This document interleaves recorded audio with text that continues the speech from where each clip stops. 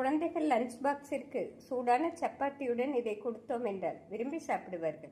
நாம் கருப்பு கொண்டைக்கடலை குழம்பு செய்வதற்கு 1 கப் கொண்டைக்கடலையை வேக வைத்து எடுத்து விடலாம். கொண்டைக்கடலை மூழ்கும் அளவு தண்ணீர் சேர்த்து விடலாம். தேவையான அளவு உப்பு சேர்த்து விடலாம். குக்கரை மூடி 4 விசில் வைத்து எடுத்து விடலாம்.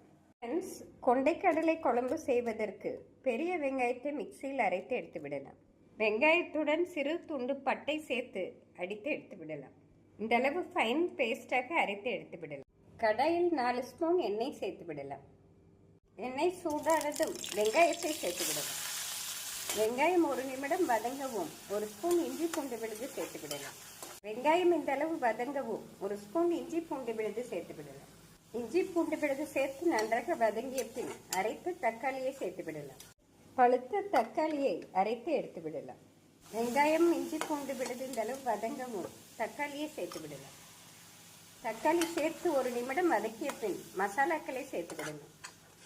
1 ஸ்பூன் மஞ்சள் பொடி, 1 ஸ்பூன் குழம்பு மசால் பொடி, 1 ஸ்பூன் கரம் மசாலா பொடி. மசாலாக்கள் சேர்த்து ஒரு முறை நன்றாக மிக்ஸ் செய்த பின் வேக வைத்த கொண்டைக்கடலையை சேர்த்து விடலாம். கொண்டைக்கடலை சேர்த்து நன்றாக மிக்ஸ் செய்து தேவையான அளவு தண்ணீர் சேர்த்து விடலாம்.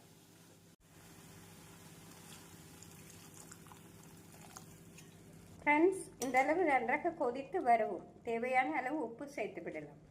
நாம் கொண்டைக்கடலை வேக வைக்கும் பொழுது சேர்த்ததால் இந்த அளவு உப்பே சரியாக வரும். மூடி போட்டு மிதமான தீயில் 10 நிமிடம் வைத்து விடலாம். ஃப்ரெண்ட்ஸ், கொண்டைக்கடலை குழம்பு அருமையாக ரெடி. இந்த அளவு எண்ணெய் பிரிந்து வரவும் மல்லி இலை கருவேப்பிலை தூவி இறக்கி விடலாம்.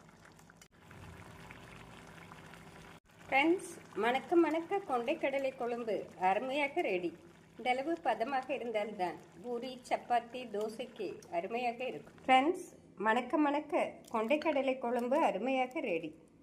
நாம் கொண்டைக்கடலையை முதல் நாள் இரவே ஊற வைத்தோம் என்றால் 10 நிமிடத்தில் இதை செய்து விடலாம். குழந்தைகள் லஞ்ச் பாக்ஸிற்கு சூடான சப்பாத்தியுடன் இதை கொடுத்தோம் என்றால் விரும்பி சாப்பிடுவார்கள். நாம் சாதத்துடன் பரிமாறினாலும் மிக அருமையாக இருக்கும்.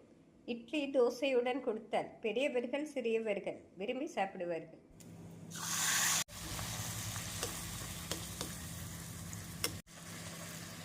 ஃப்ரெண்ட்ஸ், சூடான பூரியுடன் கொண்டைக்கடலை குழம்பு வைத்து கொடுத்தோம் என்றால் மிக அருமையாக இருக்கும்.